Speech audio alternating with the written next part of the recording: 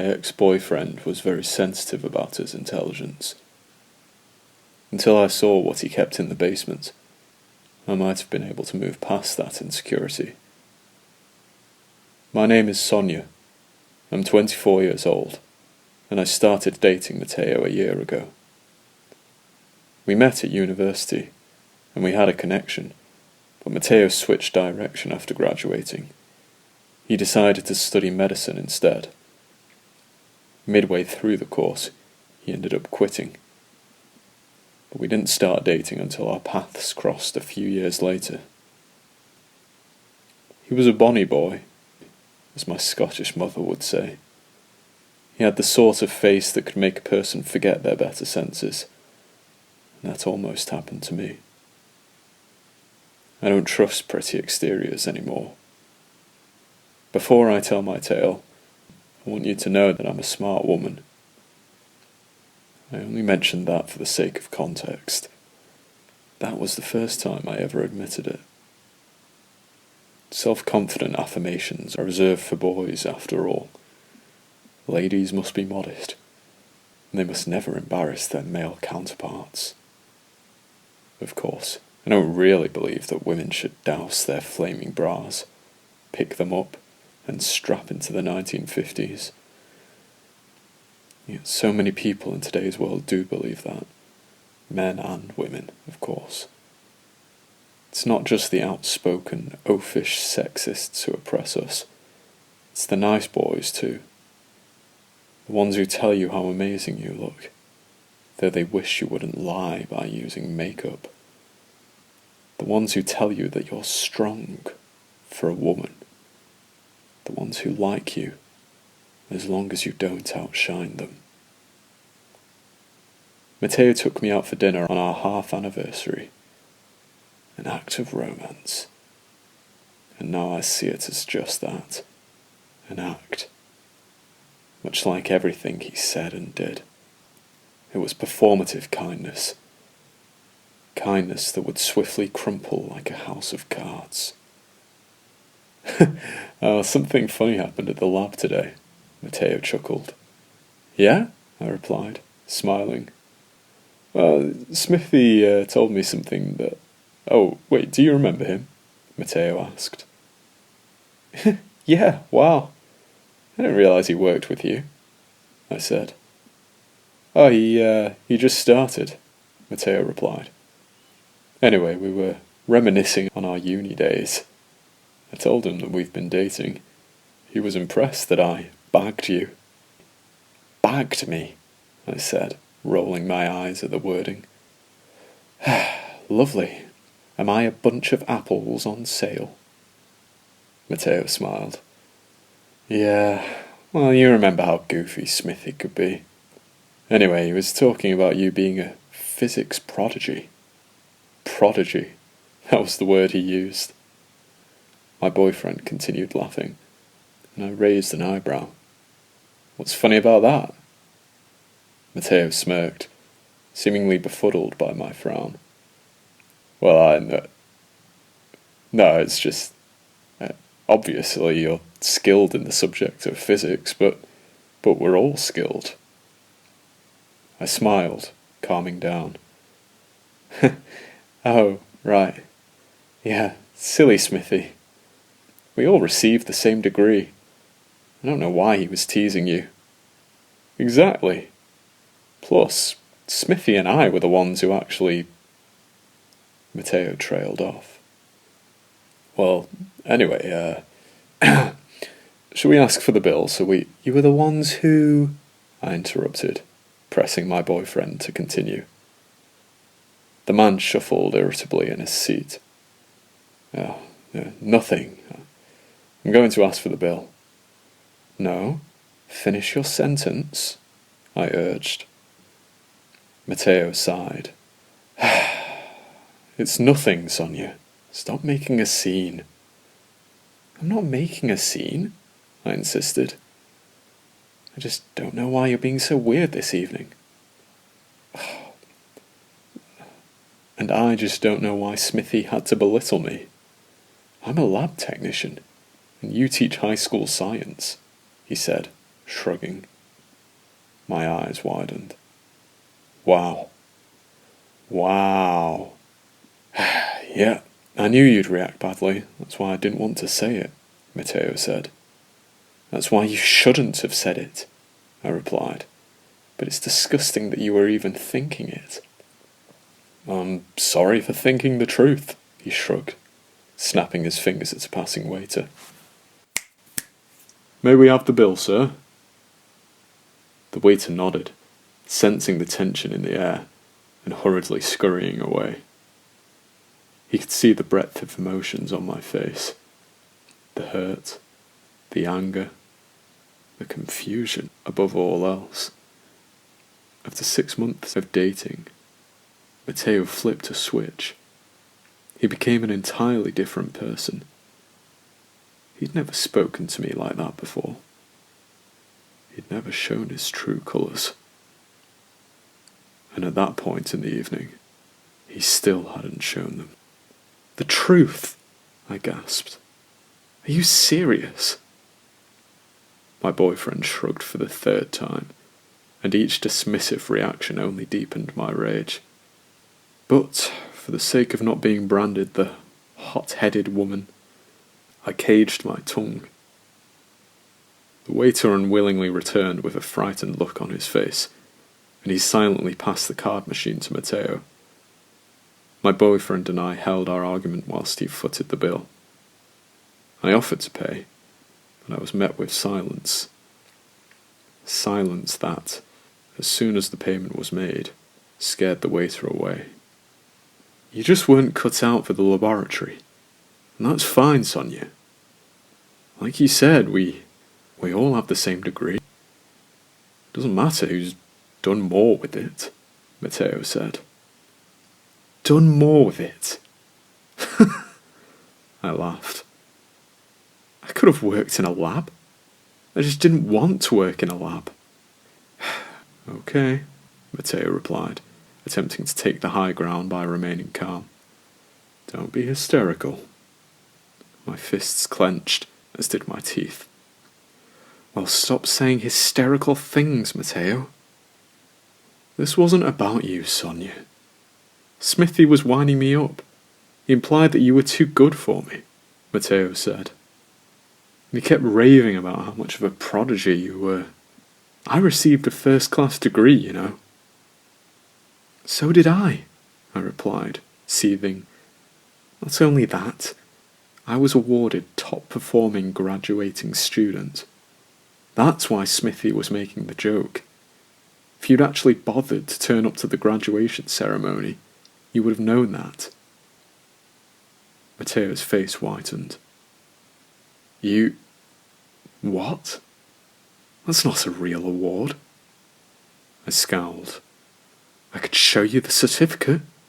I could even show you the scores from my tests. Though that seems a little excessive. The man was stunned. But that wounded reaction morphed into fury. So what? Do you think grades mean anything? I don't care about a score that you received 3 years ago, Sonia. It's just a number, he growled, eyes swelling with tears that seemed sorrowful and ferocious in equal measure. A second ago you really seemed to care about grades, I said. Matteo attempted to control his breathing, and his demeanour shifted. It shifted unnervingly quickly, in fact. I'm really sorry, Sonia. That was completely out of line, he said. It was horrible, I spat. I want to go home. I'm so sorry, he persisted. It was about me. My ego was bruised by Smithy, and I took it out on you. Please forgive me. I sighed. I just want to go to bed. We'll talk about it in the... Sonia! A familiar voice gasped. I twisted around to face Keith Dawson, my chemistry teacher from 6th form. His scraggly hair was greyer than I remembered, and he was standing beside a tall woman. Keith, I replied, grateful to see anything other than my boyfriend's vile face. This is my wife, Martina, the old man said. Hello, it's lovely to meet you, his wife added. It's lovely to meet you too. And this is my boyfriend, Matteo, I said, feigning pleasantry. Hello, Matteo, Keith smiled, shaking my boyfriend's soft, timid hand. Did you know you were dating the highest performing student in her class? Matteo's eyes widened. You were the smartest student at college and university. Yep, we were actually just talking about that, I icily said. What a strange coincidence. Keith laughed. Really? The world does work in mysterious ways. Would you like to sit with us? I asked my old teacher, before looking at my boyfriend. If that would be okay, Matteo? My boyfriend stifled a sigh, desperately trying to claw his way out of a deep hole. Yes, he said, that would be fine. Oh, we wouldn't want to intrude, Martina said, shaking her head. It's not an intrusion, Matteo lied. We finished eating. We were going to grab some coffees. Oh, we didn't get a coffee after our meal, sweetheart, Keith said. Well, that settles it, my boyfriend announced, smiling weakly. Join us. Ah, thank you, Matteo. What a wonderful young man, Keith said. I thought about how well my boyfriend had cast the very same spell upon me. The elderly man and his wife squeezed into our cosy booth.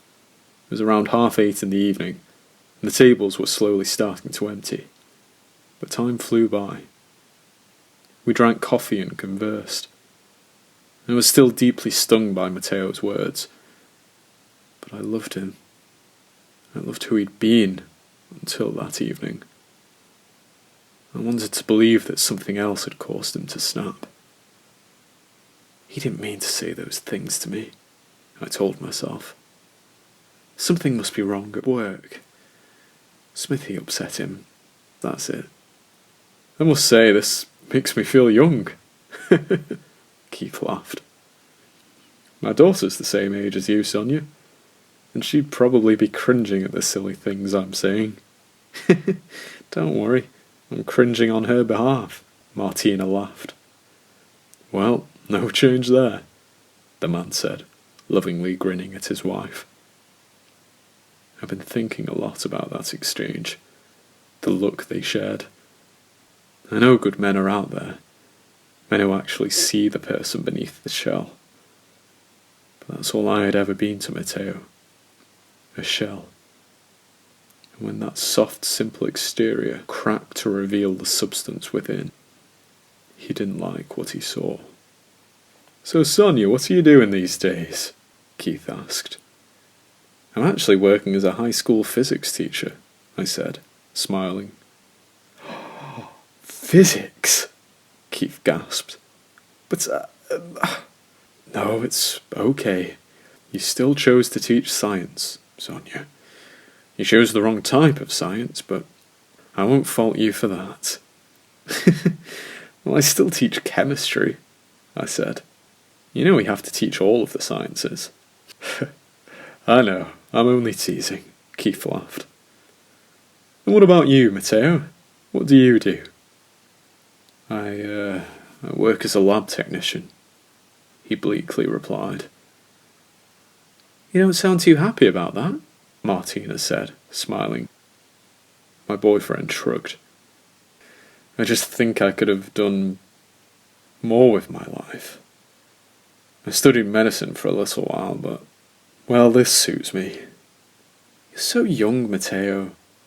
You and Sonia can do whatever you want with your lives, Martina said. My boyfriend's face lit up. You're right. Sorry, it's just been a long week.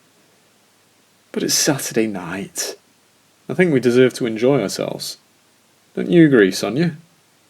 I nodded uncertainly. Say, how would you two fancy accompanying us for a nightcap? Matteo asked. I live across the road. It's a 30-second walk. Keith looked at Martina, and she shrugged. Then he cast his gaze to me. Would that be okay, Sonia? The kind man asked. I already sensed that you were just being polite by entertaining your old teacher and his wife this evening. I smiled. Keith, I'd be offended if you were to say no. I longed to sleep off that awful night, but I didn't want Keith or Martina to feel bad. And truthfully, I believed the early discomfort of the evening had dissipated. As we relaxed in Matteo's flat, the memory of the argument started to flee my mind. Alcohol might have helped, of course. The four of us drank whiskey in the living room. We laughed and we cried. We discussed everything from the wonders of science to our favourite Love Island contestants. Right, it's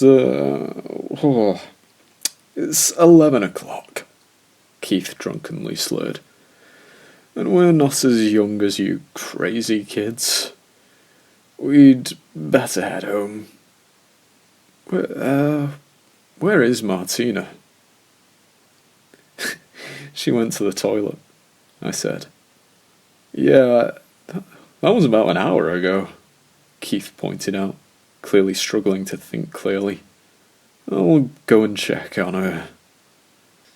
Though I was also quite tipsy, I laughed as the inebriated man hobbled out of the room.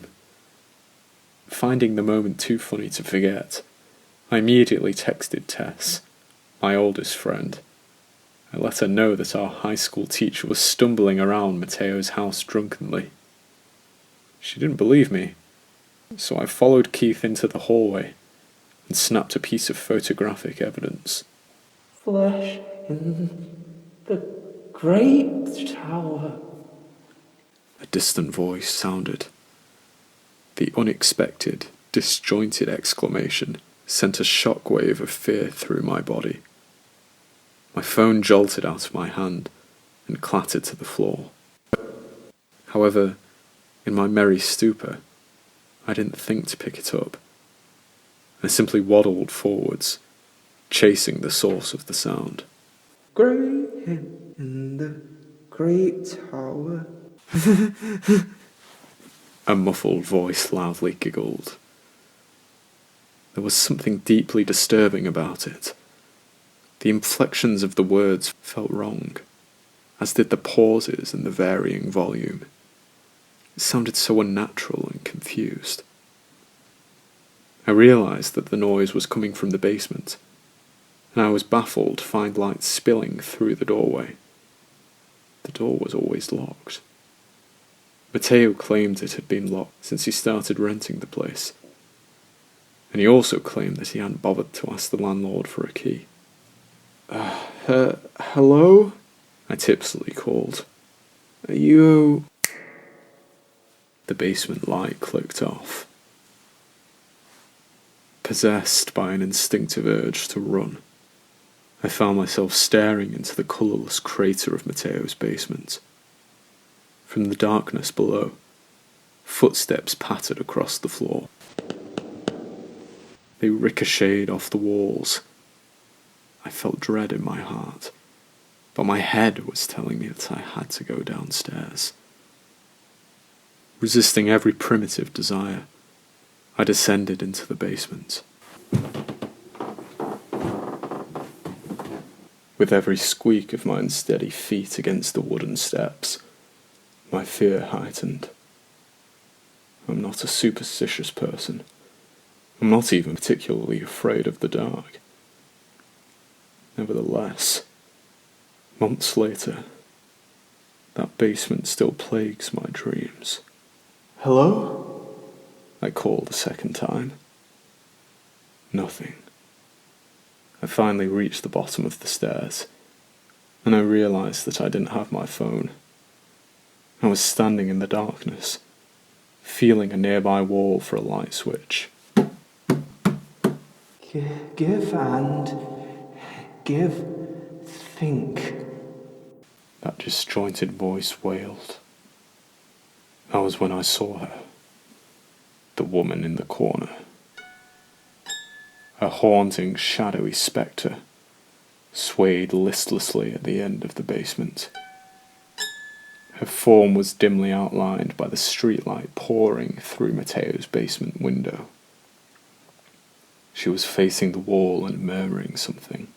Are you okay, Martina? I asked. The woman stopped swaying so suddenly that my heart halted. She began to twitch violently. I felt as if I were being enveloped by the black walls of that underground dungeon. But I'd come that far. I had to help her. Guided by the streetlight, I stumbled towards the woman. Tripping over various boxes and bags, I slowly neared her, and I started to distinguish bodily features. For starters, it wasn't Martina. The woman was far too short. When I was close enough, I delicately placed a hand on the stranger's shoulder. The twitching slowed, as did her breathing. And then, at a glacial pace, her neck turned. Like a clockwork doll, her joints clicked and ached, as if she were being wound up for the first time in an age. "Are you okay, miss?" I quietly asked. The light caught her face, and I hurled. The woman's forehead was caving inwards, as if it were a deflated football. Skin sealed the horrific slope, but the fresh flesh appeared to have been haphazardly stitched into place. Her eyes were glazed, as if she were no longer able to register the world around her, and drool dripped from her ever-parted, ever-trembling lips. I could, yes. It has to be a thing, she jabbered nonsensically. Without warning, her hand gripped my upper arm in a vice-like hold. Never mind. Towers. Okay, Mum. She said. She unleashed a hoarse cry. "I'm going to get help," I shivered, prizing her strong fingers from my arm. Before the damaged woman could injure me again, whether intentionally or not, I twisted to flee the basement, and a warm wave of panic immediately drenched my face. There was a black silhouette at the foot of the stairs. "Sleep well, Sonia," Mateo said. The black shape disappeared into the darkness. Blind to his whereabouts, I fearfully tried to raise my hands in defence, but darkness followed a blunt blow to the head. When I woke, my eyesight was blurry. My head felt as if it was split down the centre. As I wrestled my eyelids farther apart, however, my mind started to wake. I realised I was eyeing a blindingly white surgical light above me, and when I looked away, my vision began to adjust. I was lying on an operating table in the middle of a grey, soundproofed box room, possibly only 8 by 8 feet. There were red stains on the walls. Some were fresher than others. As the ringing in my pulsating ears started to lessen, I became aware of moans. So I lifted my head, which was a dreadful idea for 2 reasons. It was immensely painful, and it revealed a nightmarish sight. Sitting in a neat row against the wall, there were 3 women. Their foreheads were caving inwards, though some deformities were less prominent than others. Their eyes were lazily surveying the room, and their mouths gaped. But what broke me was the girl rocking on her legs. I recognized her. Chloe? I breathlessly whimpered. The girl's eyes didn't meet mine. She was staring at the wall with the same vacant expression as the other women. Make it better, she said. Her voice was full of jarring inflections and volume shifts. And I started to sob, remembering the girl I'd known at university. A girl who had been so bright, so full of life. What happened to you? I cried. Following a series of sudden thunderous footsteps, the door opened.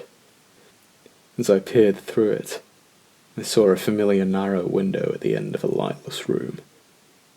Matteo's basement lay beyond the grey padded blood-stained box. The man had hidden a prison of horror beneath his flat. How many nights did I spend above those poor mutilated women? "Ah, you're awake," he said.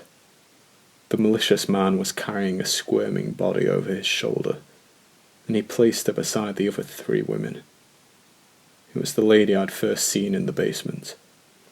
"Matteo," I croaked, wriggling in my restraints. "Please, I was just preparing some dinner for you, ladies," Matteo said, ignoring me. The man shuffled around the cramped room and handed each woman a separate plate. Chloe looked down at it, but the other 2 continued to stare aimlessly around the room, seemingly oblivious to the meals. "It's a roast dinner, okay? Food. Do you understand? You've seen food before, silly girls." Matteo chuckled whilst helping each of them to eat. "Your favourite meal, Michelle? And Rosie, you love your vegetables. Come on. What's wrong? Is it the meat? Is it a little tougher than usual?" "Matteo," I sobbed. "Well, I've got a secret," the man whispered, continuing to dismiss me. "It's a different cut of meat. A slightly older meat." Matteo paused, and he finally locked his eyes onto mine. They were wide and unhinged, much like the unsavoury smile beneath.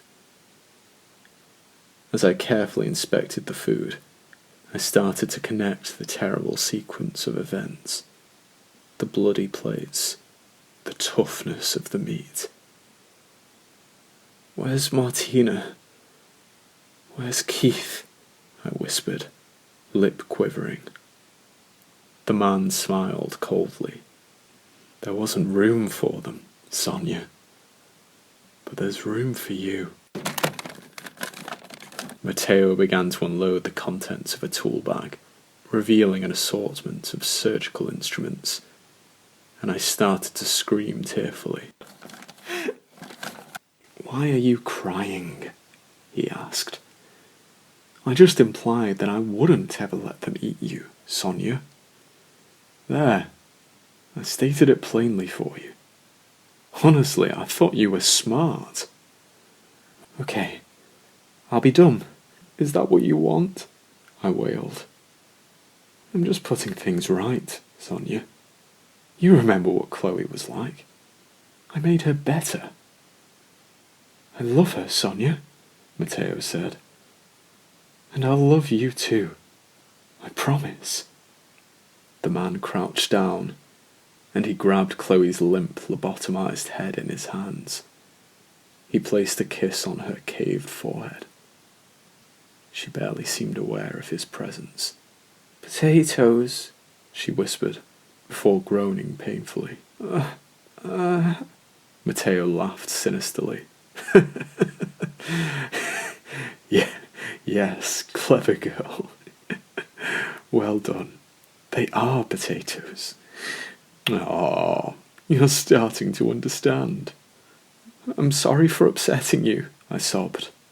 "Just let me go, Matteo. You don't have to do this. It's only a small procedure, Sonia. You won't feel a thing. Well, you won't remember feeling a thing. You won't do much, actually. Life will be so much easier for you. We'll sit a physics test afterwards. I'm so excited to see who scores higher, he whispered. Please, I moaned, watching Matteo remove the drill from the bag. Don't worry. I've vastly improved the procedure since I worked on Laurel. You met her earlier. My first trial. But look at Chloe. You can hardly tell she's any different, Matteo said. I cried in disbelief. No, she's not Chloe anymore. She's not even intelligent, Matteo finished, smiling. I've freed her of that burden, and I'll free you too. As the drill started to whir, I screamed in terror. My mind braced for the horror of surviving as an unthinking shell. The inhuman man inched closer, and a wailing noise sounded in the distance. Frowning at the sudden distraction, Matteo begrudgingly turned the drill off. We could hear clearly. It was a police siren. Oh, what have you done? He snarled, baring menacing teeth. The man looked stuck, unable to formulate a plan. As the siren neared at a rapid pace, however, Matteo finally decided to flee. The police officers missed him by a minute, and one of the responders vomited at what they found in the basement. Sending Tess the photo had saved my life. In my intoxicated state, I hadn't properly inspected the picture of Keith's drunken walk, but Tess noted Martina's bloody body atop the kitchen table. The photo also revealed Matteo watching me from the shadowed corner of the kitchen. Whilst I searched the basement, my murderous boyfriend apprehended Keith in the bathroom. Then, he attacked me. He clearly hadn't realised I sent the picture to someone. He must have believed he could clean up everything. But Tess immediately rang the police, and Matteo abandoned the scene without a trace. The 4 lobotomized women are currently living under supervised care. I visit Chloe frequently, but it's incredibly painful to do so. Such a small fragment of her remains, a damaged, incomprehensible fragment. None of her sentences make sense. I don't even know whether she exists painfully or happily. What terrifies me, above all other things, is the knowledge that Matteo is still out there.